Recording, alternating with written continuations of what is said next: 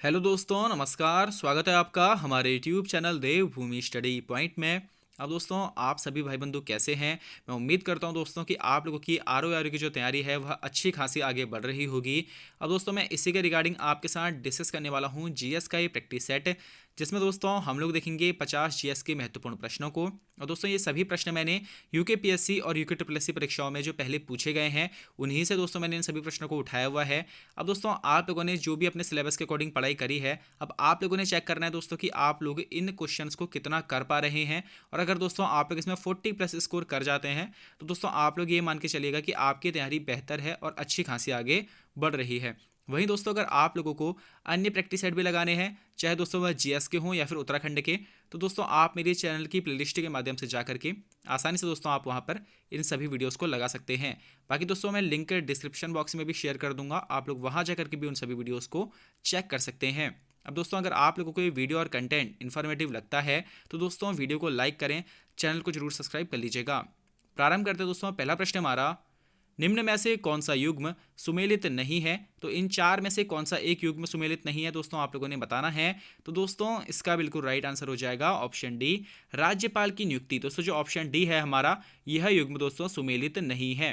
अब दोस्तों, जैसा कि आप सभी जानते होंगे कि राज्यपाल की नियुक्ति आर्टिकल 155 के द्वारा राष्ट्रपति करते हैं। वहीं दोस्तों आर्टिकल 153 कहता है कि प्रत्येक राज्यों का एक राज्यपाल होगा। और दोस्तों आर्टिकल 213 में क्या है, तो इसमें दोस्तों हमारे राज्यपाल का अध्यादेश है। तो राज्यपाल की अध्यादेश की चर्चा आर्टिकल 213 के तहत करी गई है। अगला प्रश्न हमारा, 1857 के विद्रोह को सैनिक विद्रोह किसने कहा था? तो दोस्तों इसका बिल्कुल राइट आंसर हो जाएगा हमारा ऑप्शन ए, लॉरेंस व सीले के द्वारा दोस्तों 1857 के विद्रोह को सैनिक विद्रोह कहा गया था। वहीं दोस्तों प्रश्न बनता है कि 1857 की क्रांति को भारत का पहला स्वतंत्रता संग्राम किसने कहा था? तो बीडी सावरकर ने कहा था। ठीक है, इसके अलावा राष्ट्रीय विद्रोह किसने कहा था? तो डिजरायली ने कहा था। दोस्तों यह भी प्रश्न पूछा गया था, राष्ट्रीय विद्रोह किसने कहा था? तो डिजरायली ने दोस्तों इसको कहा था। इनसे दोस्तों काफ़ी सारे प्रश्न हमें देखने के लिए मिलते हैं। वहीं दोस्तों इसे हिंदू मुस्लिम षड्यंत्र किसने कहा था? तो डब्ल्यू टेलर ने इसे हिंदू मुस्लिम षड्यंत्र कहा था। अगला प्रश्न हमारा, किस शासक के द्वारा प्रति 5 वर्ष में प्रयाग में धर्म सम्मेलन आयोजित कराया जाता था? तो दोस्तों इसका बिल्कुल राइट आंसर हो जाएगा ऑप्शन सी, हर्षवर्धन के द्वारा दोस्तों प्रति 5 वर्ष में प्रयाग में एक धर्म सम्मेलन आयोजित कराया जाता था। और इसमें दोस्तों ये अपना जितना भी दान दान वगैरह होता था ना, जितना भी इसके कोष में धन वगैरह होता था, यह सब उसमें दान दे देता था। अगला प्रश्न हमारा, भारत में बेरोजगारी का अनुमान लगाने के लिए किस अवधारणा का उपयोग नहीं किया जाता है? अब दोस्तों इन चार अवधारणाओं में से किस एक अवधारणा का प्रयोग नहीं किया जाता है भारत में बेरोजगारी का अनुमान लगाने के लिए, आप लोगों ने बताना है। तो दोस्तों इसका बिल्कुल राइट आंसर हो जाएगा ऑप्शन डी, वार्षिक स्थिति बेरोजगारी। दोस्तों इस अवधारणा का उपयोग नहीं किया जाता है भारत में बेरोजगारी का अनुमान लगाने के लिए। अगला प्रश्न हमारा, भारत में पहला द्विभाषी कंप्यूटर जो अंग्रेजी और हिंदी दो भाषाओं में काम कर सकता है, उसका नाम क्या होगा? तो दोस्तों उसका नाम क्या था आप लोगों ने बताना है। तो दोस्तों इसका बिल्कुल राइट आंसर हो जाएगा ऑप्शन ए, भारत में दोस्तों पहला द्विभाषी कंप्यूटर सिद्धार्थ था, जो दोस्तों अंग्रेजी और हिंदी यानी कि दोस्तों देवनागरी और रोमन लिपि दोनों भाषाओं में काम कर सकता था। अगला प्रश्न हमारा, जनांकिकी परिवर्तन सिद्धांत के अनुसार प्रत्येक देश की जनसंख्या कौन सी अवस्था में तेजी के साथ बढ़ती है? दोस्तों काफ़ी ज़्यादा प्रश्न रिपीट होता है, इसको दोस्तों आप लोग ऐसे ही भी ध्यान में रख सकते हैं कि किस किस अवस्था में दोस्तों जनसंख्या तेजी के साथ बढ़ती है। तो दोस्तों ऑप्शन बी इसका बिल्कुल करेक्ट आंसर हो जाएगा, दूसरी अवस्था में दोस्तों जनांकिकी परिवर्तन सिद्धांत की दूसरी अवस्था के अनुसार प्रत्येक देश की जनसंख्या दोस्तों दूसरी अवस्था में तेजी के साथ बढ़ती है। अगला प्रश्न हमारा, वायुमंडलीय परतों का सही क्रम क्या होगा? अब दोस्तों इन सभी में से आपने देखना है कि जो सबसे नीचे है फिर उसके ऊपर कौन सी है, तो इस प्रकार से आपने बताना है कि वायुमंडलीय परतों का सही क्रम क्या होगा। तो दोस्तों इसका बिल्कुल राइट आंसर हो जाएगा ऑप्शन ए, क्षोभ मंडल, समताप मंडल और मध्य मंडल। इसके ऊपर दोस्तों क्या आएंगे, आयन मंडल और बाह्य मंडल। तो दोस्तों यह हमारे वायुमंडलीय परतों का सही क्रम होगा। अब दोस्तों क्षोभ मंडल क्या है, जिसमें हम लोग निवास करते हैं।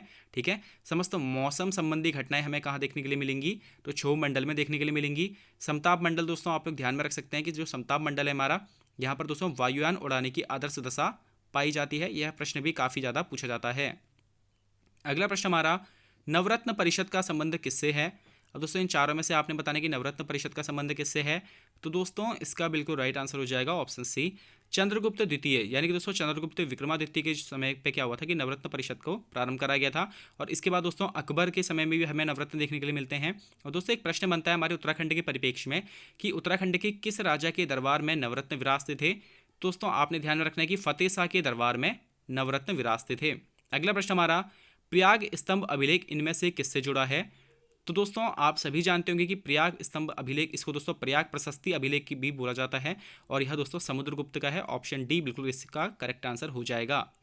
अगला प्रश्न हमारा, भारत के राष्ट्रपति के निर्वाचक मंडल में कौन शामिल नहीं होता है। अब दोस्तों राष्ट्रपति के चुनाव में इन चारों में से कौन शामिल नहीं होता है, आप लोगों ने बताना है। लोकसभा के निर्वाचित सदस्य, राज्यसभा के निर्वाचित सदस्य, विधानसभा के निर्वाचित सदस्य, या फिर दोस्तों विधान परिषद के निर्वाचित सदस्य। तो दोस्तों इसका बिल्कुल राइट आंसर हो जाएगा ऑप्शन डी, विधान परिषद के दोस्तों निर्वाचित सदस्य राष्ट्रपति के निर्वाचक मंडल में शामिल नहीं होते हैं। अगला प्रश्न हमारा, सर्वाधिक धात्विक खनिज कहाँ पाए जाते हैं। तो दोस्तों इसका बिल्कुल राइट आंसर हो जाएगा ऑप्शन सी, धारवाड़ चट्टान में दोस्तों सर्वाधिक धात्विक खनिज पाए जाते हैं। अब दोस्तों इसके बाद इन चट्टानों के बाद कुड़प्पा क्रम की चट्टानों में धात्विक खनिज हमें अधिकतम मात्रा में देखने के लिए मिलेंगे। अगला प्रश्न हमारा, भारत में पंचायती राज प्रणाली का शुभारंभ कब हुआ था। तो दोस्तों इसका बिल्कुल राइट आंसर हो जाएगा ऑप्शन बी, 2 अक्टूबर 1959 को दोस्तों राजस्थान के नागौर जिले से भारत में पंचायती राज प्रणाली का शुभारंभ हुआ था। अगला प्रश्न हमारा, निम्न में से किसका नेतृत्व महात्मा गांधी ने नहीं किया था। अब दोस्तों इन 4 आंदोलनों में से किसका नेतृत्व महात्मा गांधी ने नहीं किया था, आप लोगों ने बताना है। तो दोस्तों इसका बिल्कुल राइट आंसर हो जाएगा ऑप्शन बी, बारदोली सत्याग्रह का नेतृत्व दोस्तों महात्मा गांधी ने नहीं किया था। बारदोली सत्याग्रह का नेतृत्व किसने किया था दोस्तों, तो सरदार पटेल ने इसका नेतृत्व किया था। और इसके बाद दोस्तों जो यहाँ की महिलाएं थी, इन्होंने सरदार पटेल को सरदार की उपाधि दी थी। अगला प्रश्न हमारा, केंद्रीय मृदा एवं जल संरक्षण अनुसंधान एवं प्रशिक्षण संस्थान कहाँ स्थित है। तो दोस्तों इसका बिल्कुल राइट आंसर हो जाएगा हमारा ऑप्शन बी, केंद्रीय मृदा एवं जल संरक्षण अनुसंधान एवं प्रशिक्षण संस्थान दोस्तों हमारे देहरादून में स्थित है। अगला प्रश्न हमारा, प्रसिद्ध ग्रंथ महाभारत का मूल नाम क्या था। अब दोस्तों इसका भी बिल्कुल राइट आंसर हो जाएगा ऑप्शन डी, जय संहिता दोस्तों प्रसिद्ध ग्रंथ महाभारत का मूल नाम था। अगला प्रश्न हमारा, सेंट्रल रेलवे का मुख्यालय कहाँ स्थित है। अब दोस्तों इन 4 में से आपने बताना कि सेंट्रल रेलवे का मुख्यालय कहाँ स्थित है। तो दोस्तों इसका बिल्कुल राइट आंसर हो जाएगा option C, Mumbai CST Chhatrapati Shivaji terminal में दोस्तों सेंट्रल रेलवे का मुख्यालय स्थित है। वहीं दोस्तों आप लोगों ने ध्यान में रखना है कि नई दिल्ली में दोस्तों जो हमारा उत्तर रेलवे है उसका मुख्यालय स्थित है। अगला प्रश्न हमारा, मुगल प्रशासन में मुहतसिब क्या था। यानी कि दोस्तों अब आपने इन 4 में से बताना है कि जो मुहतसिब एक पद था वह किसका पद था इन चारों में से। तो दोस्तों इसका बिल्कुल राइट आंसर हो जाएगा ऑप्शन बी, मुहतसिब दोस्तों एक लोक आचरण अधिकारी था जो दोस्तों लोगों के आचरण पर नजर रखता था। अगला प्रश्न हमारा, निम्नलिखित में से कौन मानवीय विकास सूचकांक का तत्व नहीं है। तो दोस्तों आप जानते होंगे इसकी शिक्षा इसका तत्व है, जीवन प्रत्याशा दोस्तों इसका एक हमारा तत्व है, और समंजित प्रति व्यक्ति आय भी दोस्तों इसका एक तत्व है। तो दोस्तों ऑप्शन सी इसका बिल्कुल करेक्ट आंसर हो जाएगा, निर्धनता रेखा से नीचे के लोगों की संख्या दोस्तों यह मानवीय विकास सूचकांक का तत्व नहीं है। अगला प्रश्न दोस्तों हमारा, उड़ीसा में कोणार्क मंदिर का निर्माण किसने करवाया था। तो दोस्तों इसका बिल्कुल राइट आंसर हो जाएगा हमारा ऑप्शन ए, राजा नरसिंह देव प्रथम ने दोस्तों उड़ीसा में कोणार्क मंदिर का निर्माण करवाया था। वही दोस्तों प्रश्न बनता है कि कोणार्क मंदिर किस देवता या फिर किस भगवान को समर्पित है। तो यह दोस्तों सूर्य देवता को समर्पित है। अगला प्रश्न हमारा, किस मृदा को कम सिंचाई की आवश्यकता होती है क्योंकि वह मृदा नमी को रोक सकती है। तो दोस्तों इसका बिल्कुल राइट आंसर हो जाएगा ऑप्शन बी, काली मिट्टी दोस्तों ऐसी मिट्टी है जिसको दोस्तों कम सिंचाई की आवश्यकता होती है क्योंकि दोस्तों यह मिट्टी नमी को रोक सकती है। वहीं दोस्तों एक प्रश्न बनता है कि कपास की खेती के लिए उपयुक्त मिट्टी कौन सी होती है। तो दोस्तों काली मिट्टी जो है यह कपास की खेती के लिए उपयुक्त मिट्टी मानी जाती है। अगला प्रश्न हमारा, इनमें से किस शहर को दक्षिण भारत का मैनचेस्टर कहा जाता है। तो दोस्तों इसका बिल्कुल राइट आंसर हो जाएगा ऑप्शन ए, तमिलनाडु के कोयम्बटूर को दोस्तों दक्षिण भारत का मैनचेस्टर कहा जाता है। वहीं दोस्तों उत्तर भारत का मैनचेस्टर किसे कहा जाता है। तो दोस्तों कानपुर को उत्तर भारत का मैनचेस्टर कहा जाता है। अगला प्रश्न हमारा, भारत का सुदूर दक्षिण में इंदिरा पॉइंट निम्न में से कहाँ स्थित है। तो दोस्तों आप सभी जानते हो कि भारत का जो सबसे दक्षिणी बिंदु है वह कौन सा है, तो इंदिरा पॉइंट है। लेकिन दोस्तों अगर मुख्य भूमि के हिसाब से देखा जाए तो कन्याकुमारी दोस्तों भारत का अंतिम बिंदु है। और दोस्तों अगर ओवरऑल देखते हैं तो इंदिरा पॉइंट हमारे भारत का सबसे अंतिम दक्षिणी पॉइंट है। तो दोस्तों आपने बताना कि ये इंदिरा पॉइंट स्थित कहाँ है। तो दोस्तों इसका बिल्कुल राइट आंसर हो जाएगा ऑप्शन सी, बड़ा निकोबार यानी कि दोस्तों ग्रेट निकोबार में इंदिरा पॉइंट हमारा स्थित है। अगला प्रश्न हमारा, भारत सरकार द्वारा वित्त विधेयक किस सदन में पेश किया जाता है। तो दोस्तों इसका बिल्कुल राइट आंसर हो जाएगा हमारा ऑप्शन सी, वित्त विधेयक। दोस्तों आप लोग ध्यान में रखिएगा कि वित्त विधेयक हमेशा लोकसभा में ही पेश किए जाते हैं। अगला प्रश्न हमारा, नरसिम्हन समिति किससे संबंधित है।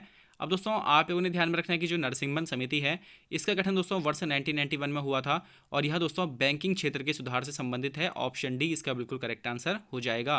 अगला प्रश्न हमारा, केंद्रीय आलू अनुसंधान संस्थान कहाँ स्थित है। तो दोस्तों केंद्रीय आलू अनुसंधान संस्थान यह दोस्तों शिमला में स्थित है। ऑप्शन सी इसका बिल्कुल करेक्ट आंसर होगा। अगला प्रश्न हमारा, एक राज्य के महाधिवक्ता का कार्यकाल कितना होता है। 4 वर्ष होता है, 5 वर्ष होता है, 6 वर्ष या 65 वर्ष या फिर निर्धारित नहीं है। तो दोस्तों इसका बिल्कुल राइट आंसर हो जाएगा ऑप्शन डी, एक राज्य के महाधिवक्ता का कार्यकाल दोस्तों निर्धारित नहीं होता है। अब दोस्तों आप लोगों ने इसको ध्यान में रखना है कि राज्यपाल के प्रसाद पर्यंत पद धारण करते हैं। और दोस्तों किस आर्टिकल में इनकी चर्चा है, तो आर्टिकल 165 में दोस्तों महाधिवक्ता की चर्चा है। यह राज्य के दोस्तों सबसे बड़े विधि अधिकारी यानी कि कानून अधिकारी होते हैं। जिस प्रकार से दोस्तों हमारे केंद्र में महान्यायवादी होते हैं और महान्यायवादी की चर्चा दोस्तों आर्टिकल 76 में करी गई है, उसी प्रकार से दोस्तों जो महान्यायवादी होते हैं वो हमारे केंद्र सरकार के दोस्तों सबसे बड़े विधि अधिकारी होते हैं, कानून अधिकारी होते हैं। उसी प्रकार से दोस्तों महाधिवक्ता राज्य सरकार के सबसे बड़े विधि अधिकारी होते हैं। अगला प्रश्न हमारा, हवाई जहाज में उपयोग में लाए जाने वाले ब्लैक बॉक्स का रंग क्या होता है। तो दोस्तों इसका बिल्कुल राइट आंसर हो जाएगा ऑप्शन सी, नारंगी। दोस्तों हवाई जहाज में उपयोग में लाए जाने वाले ब्लैक बॉक्स का रंग नारंगी या फिर लाल होता है। अगला प्रश्न हमारा, भारत में जनता के धन का संरक्षक कौन है। तो दोस्तों इसका बिल्कुल राइट आंसर हो जाएगा ऑप्शन सी, भारत के CAG यानी कि दोस्तों कंट्रोलर एंड ऑडिटर जनरल, नियंत्रक एवं महालेखा जो परीक्षक हैं हमारे, वह भारत में जनता के धन के संरक्षक के तौर पर जाने जाते हैं। आर्टिकल 148 में दोस्तों इनकी चर्चा करी गई है।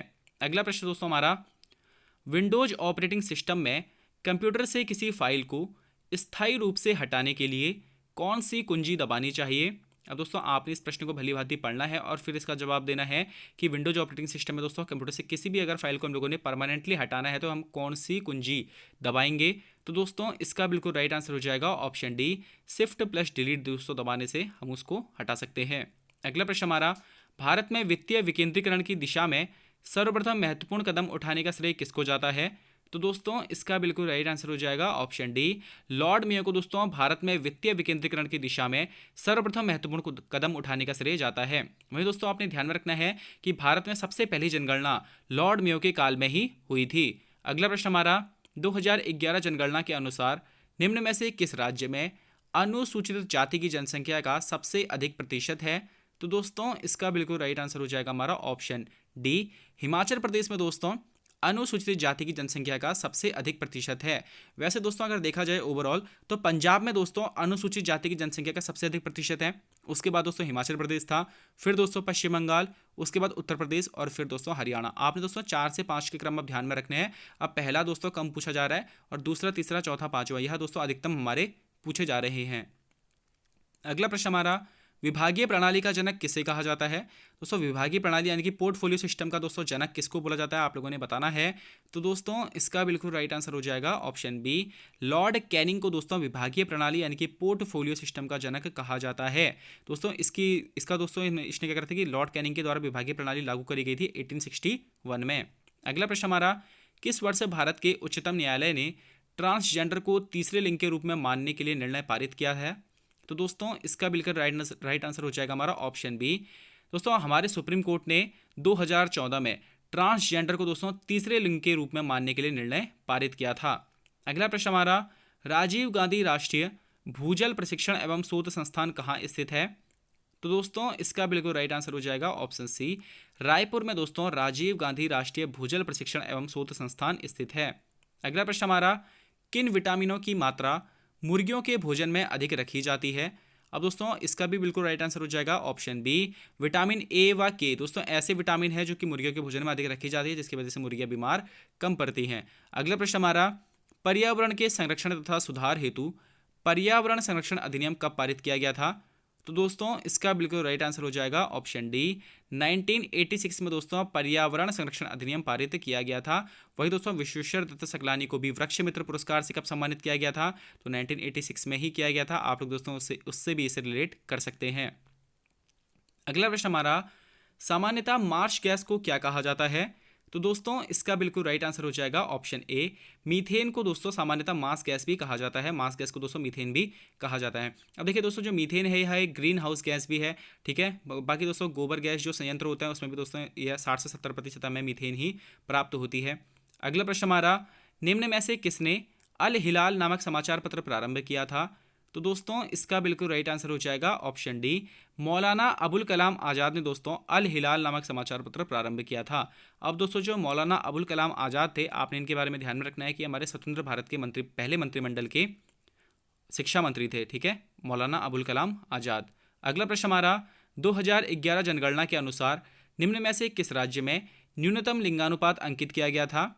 तो दोस्तों आपने बताना है कि इन चारों राज्यों में से सबसे कम न्यूनतम लिंगानुपात किस राज्य में अंकित किया गया था? तो दोस्तों इसका बिल्कुल राइट आंसर हो जाएगा हमारा ऑप्शन ए। हरियाणा में दोस्तों सबसे न्यूनतम लिंगानुपात अंकित किया गया था। अगला प्रश्न दोस्तों हमारा, कलिंग नरेश खारवेल का हाथी गुम्फा अभिलेख किस भाषा में है? अब दोस्तों आप सभी जानते हो कि हाथी गुम्फा अभिलेख किसका है? तो कलिंग नरेश खारवेल का है। और यह किस भाषा में है? तो दोस्तों ऑप्शन सी बिल्कुल करेक्ट आंसर हो जाएगा। यह दोस्तों प्राकृत भाषा में है। अगला प्रश्न दोस्तों हमारा, अटल वयो अभ्युदय योजना किसके लिए है? अब दोस्तों औरतों के लिए है, बच्चों के लिए है, युवाओं के लिए या फिर वरिष्ठ नागरिकों के लिए? तो दोस्तों इसका बिल्कुल राइट आंसर हो जाएगा ऑप्शन डी। अटल वयो अभ्युदय योजना दोस्तों वरिष्ठ नागरिकों के लिए है।